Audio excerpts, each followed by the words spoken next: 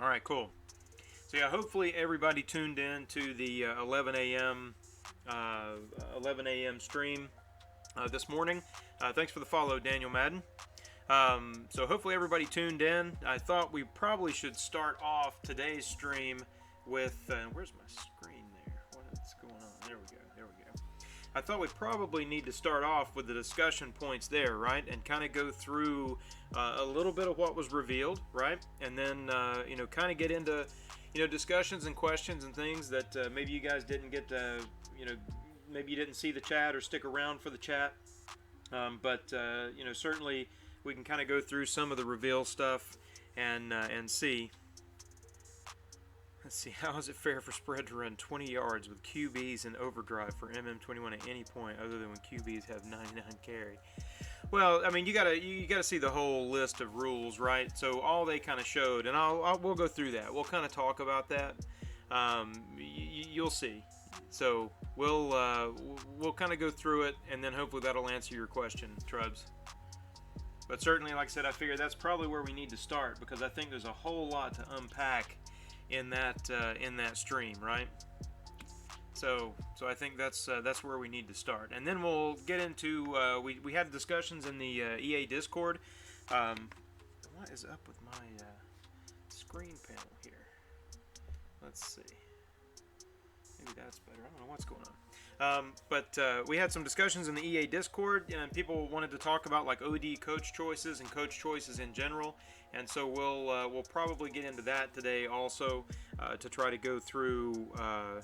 I think that's interesting, Meligator. If you look at the feedback from all of the forums like Reddit, and if you look at what happens on Mudhead, inside of the Discord, just even in chats, personally for me, I get a lot of comments, about people, disliking OD and the way that that's set up. So I was really, actually, I like Nick, I was a little bit surprised with the negative reaction from having OD taking a little bit of a step back.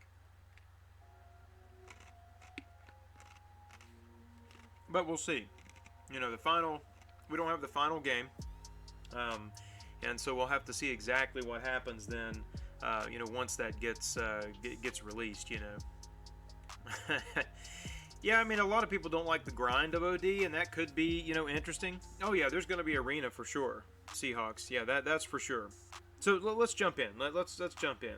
And that's an impartial noob. Yeah, I mean, you've got a point that, I mean, there's a lot of... there's a certain perspective that no matter what you do, there's going to be somebody that's frustrated about it, right?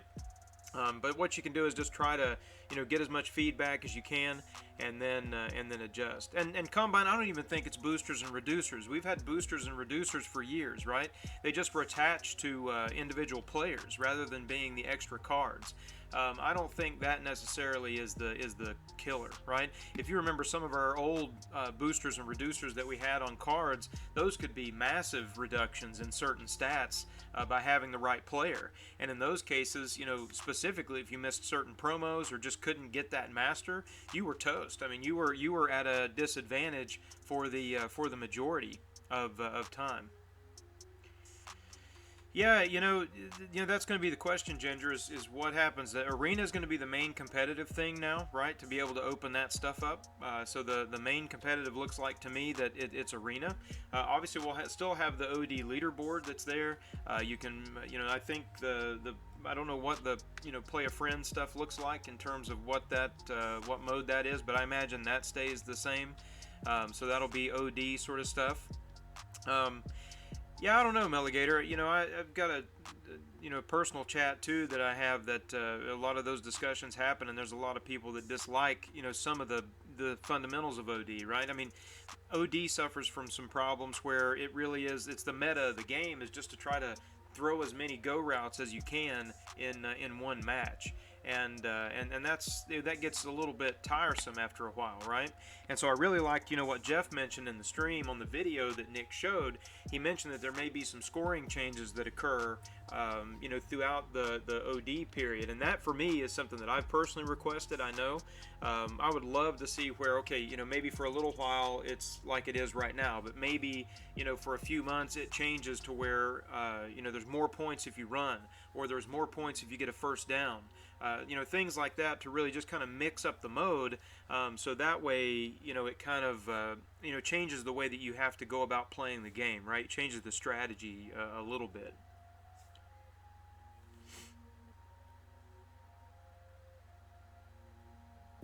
You should, TGE, what do you mean? By Madden Mobile Roll Tide NASCAR. Okay, tag me, okay. Yeah, it may be. I don't know what the final thing looks like, right? I don't know if it's the same volume leaderboard, and that's what we'll have to see, right, is what happens at the end. Ginger, I don't know. I don't know if it's going to be the same, points based, or if it's going to be something different there. So the first thing I do need to actually do is reset the stream boss too, so that way that's set up. So let me do that real quick. And I'm going to go ahead and send out loyalty points to everybody, so when we play, we can, you guys can bet. So I'm going to reset the stream boss.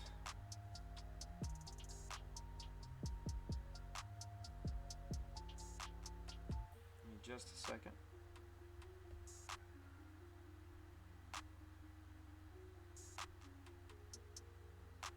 Alright, so the stream boss, I'm up now, and then you guys can try to knock me out, and then by the end we'll see who the stream boss is.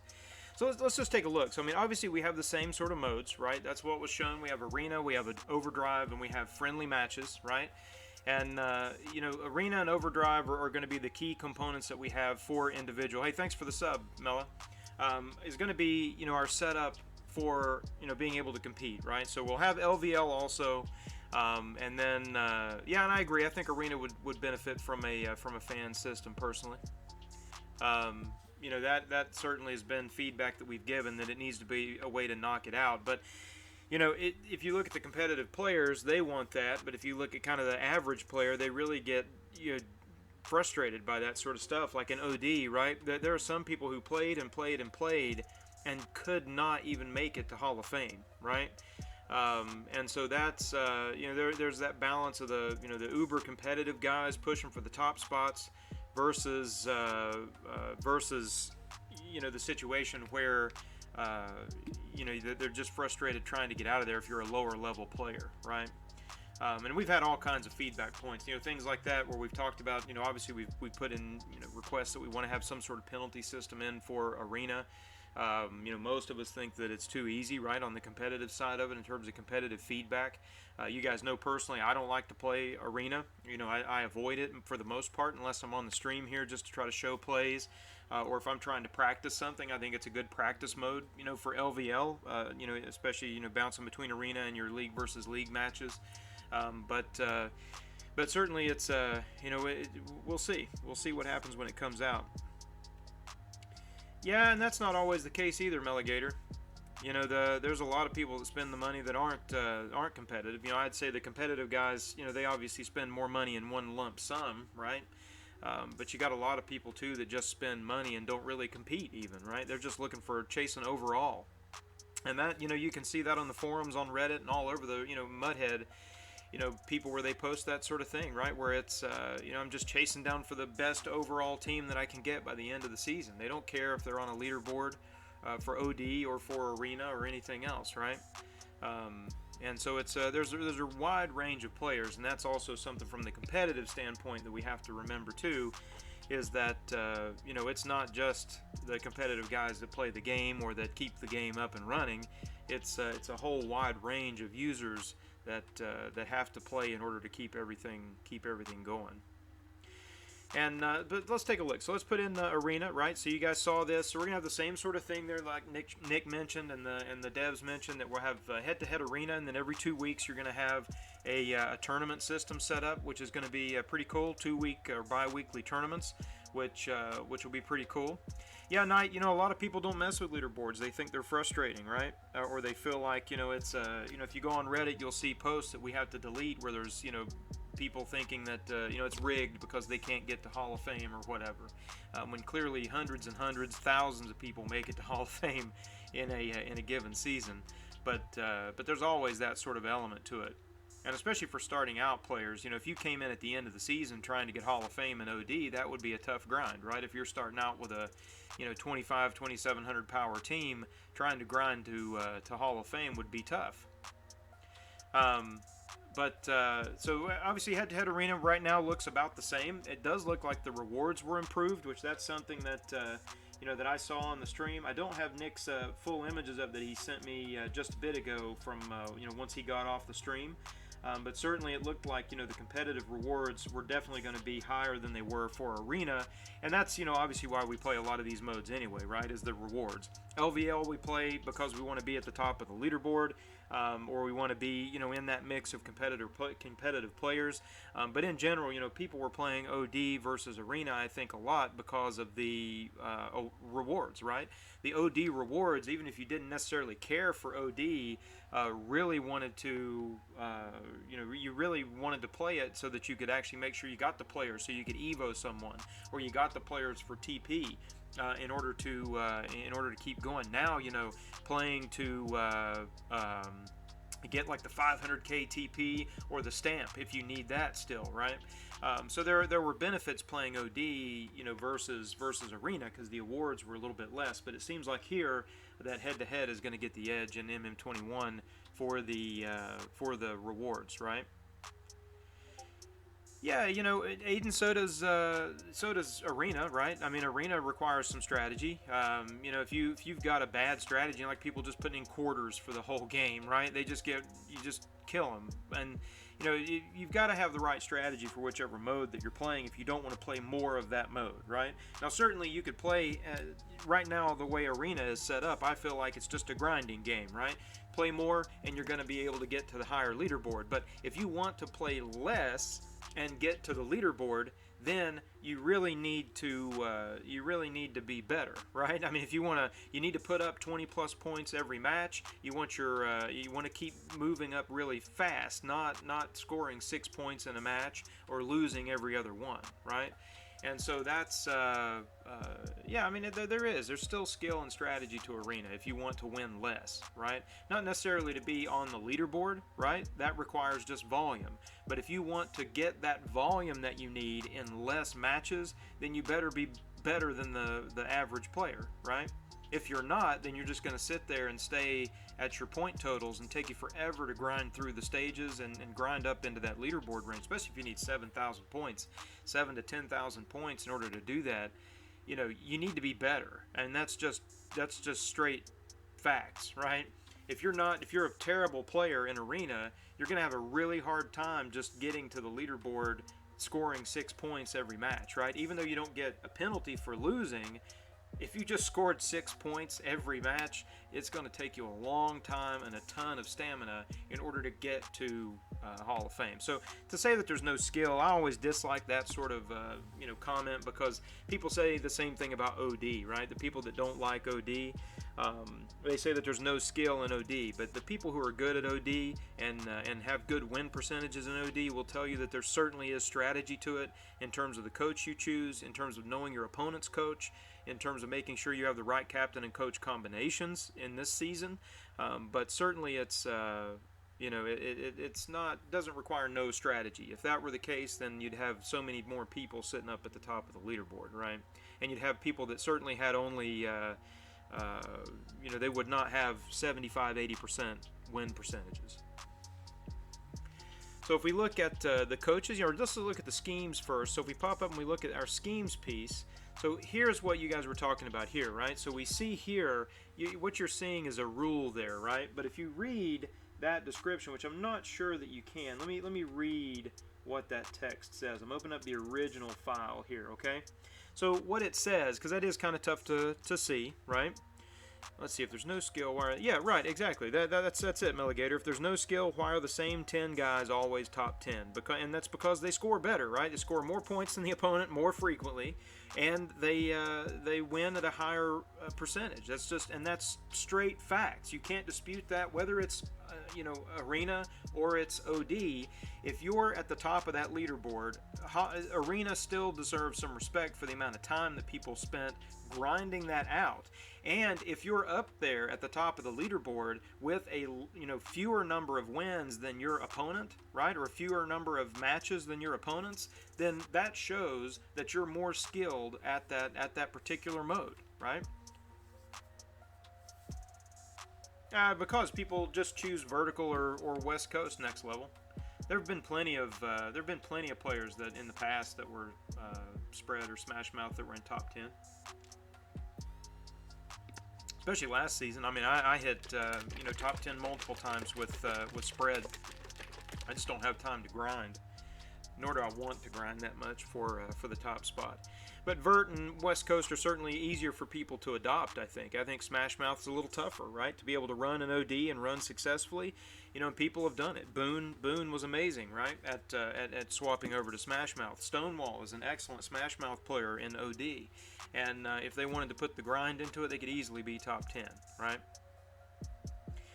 I don't know, Loud Bronco. That's we've asked that question too. What happens if there's no NFL season? I mean, there's still tons of things they could do, right? The promos still could be cool. You could have all kinds of maybe even more possibility for legends or flashbacks, things like that, which could be a really cool season, even if we don't have football playing, right? And I think that could be pretty cool. Yeah, people forget about it next level that there were people up there with Smash Mouth. Last year, I was in the top ranks for a while. I think I quit grinding quite a bit towards the end of the season and still ended up, I think, top 30, top 34, something like that by the end of the season all time with spread. Brandy Moss was spread last year and was in the top, I think top 10, 15 maybe. I mean, you can do it. It's just whether you want to grind or not, right? And maybe that's the case. It's just you have less people that are wanting to grind. But so let's read this so everybody can see this. Just in case you can't see it, if you're not able to watch the stream but you're listening, then what this says on this scheme management page, you see 4 schemes: West Coast, spread, smash mouth, and vertical, just like we have now.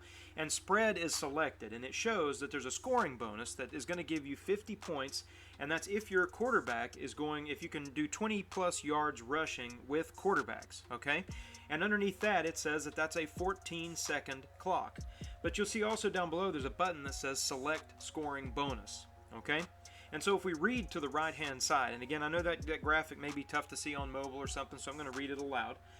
So it says, the spread offense relies on all 6 skill position players to be quick, agile, and physical, who can handle the ball in space and block well when they don't have it. Spread creates mismatches against the defense, so it's a copy and paste from what we have. Use the read options, blah, blah, blah. So that's what you see over on the right-hand side, and then you can view the playbook, right? But the key thing down here is look at these, when you have these scoring bonuses that are here, and being able to select a scoring bonus, that seems to me like we're going to have options there to be able to choose a scoring bonus associated with that scheme, right? Before, we had captains that we had to choose in order to pick our scheme, and a lot of people gave negative feedback on that, especially later in the season, right, where we did not have maxed skill players. So no maxed skill players, and here we've got schemes where we're playing up against 105s where our wide receiver or our offensive lineman or quarterback is a 99 or 100 player, and so a little bit of a disadvantage there. And so now we don't have to worry about a captain in order to be able to select the scheme. We choose the scheme inside of scheme management here, and then we can also pick, you can see again what this implies to me is that we've got an ability to pick the ability to select a scoring bonus that we have, right? Yeah, I like it too. The captains, was really limiting, and it was almost like a promo where you'd wait and wait for the new captain release, and then be disappointed maybe because of the choice that was there for captain. Maybe you didn't need that captain. Maybe you wanted an offensive lineman, right, that you needed to put in as a captain instead of it being a skill position. But so I think I like the captain setup as well. I think that's a much more streamlined position. And so I'm interested to see what they do with that. Again, being able to pick the scheme without the captain, I think will be huge. And Nick had mentioned on stream that he thinks the scheme boost probably will be the same way, so 8 out of 12 sort of thing like we have right now in order to get the boost on our OD clocks. So that will still be possible. But on the coaches front, we've got some differences too. You know, if we look at the coaches' differences, you can see there what they mentioned on the stream is that all the coaches are going to start out essentially at what would be level 15 this year, right? And so that would set them up to where all the plays are available. And again, they said this is not the actual tactics configurations that are there, but essentially you'll be able to select your coach then, and then there'll be different playbooks that you can pick, obviously just like we've gotten now, where each of the coaches will have a different playbook with different abilities, and then hopefully that will then open up just like it does now in LVL or Arena, where we have those extra plays to be able to take advantage of that.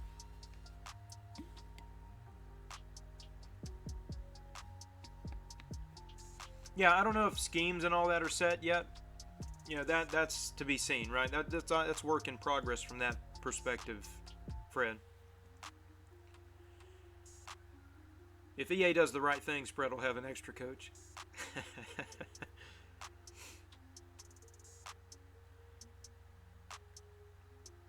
Hey, what's up, Uzi? Yeah, I like the no captains thing for sure, though. I like keeping the coaches because that gives us that gives us some variety on the plays and things like that. So I still like being able to have that. Yeah, I don't know, Combine. That we'll have to see what happens with new coaches, right? But I don't know. But certainly we'll have those tactics. Now, one thing, if you look at this, that I think is interesting, right? We have, if you guys can see that image, and then this was, this is just taken from the stream, and this is all, stuff that's out in the open here. But one thing that I think is interesting on the stream that was shown today is that if you look at the image here, let's zoom in on this image. This is going to look pretty wonky here as I blow this up. But you guys notice anything here? Notice anything different on the tactics? You guys notice anything different on the tactics compared to this year?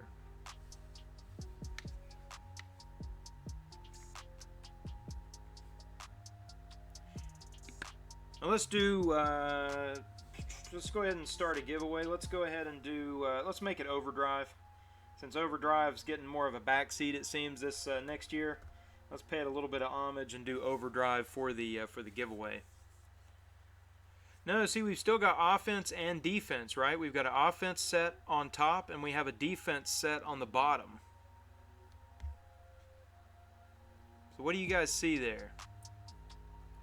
And this is something I noticed while Nick had this, and I screenshotted this from the stream. You can see his little squiggly animation lines there.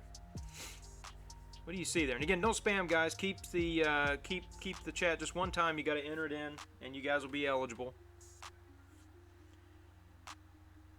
So the thing that I noticed, right, is that we have this offensive line, and it has points in the boxes. And we have a defensive set down at the bottom, and there are points in those boxes. So, this hinted to me maybe there's a change there in terms of some of the tactics, and that's something that I'm interested to see whether that turns out to be the case, because that certainly could add a wrinkle, I think, to OD strategy if we have offensive tactics that also can result in bonus points. I think that potentially could be interesting, right? So I'm kind of interested to see if that's just a glitch there, right? Is that just a work in progress? Because again, remember here, look on this. This does say work in progress, right? So nothing here is official at all, right? At this point, right? All of this could change in terms of the coaches, schemes, what you see in terms of the tactics. But that's one thing that popped out to me on the stream, was that on that screenshot that I took of the stream, there were points on the offensive tactics. So if that's the case, then I think that would be a potentially cool thing, right? And actually, again, something that jazzes up OD a little bit, maybe makes it a little bit more interesting for to play, right?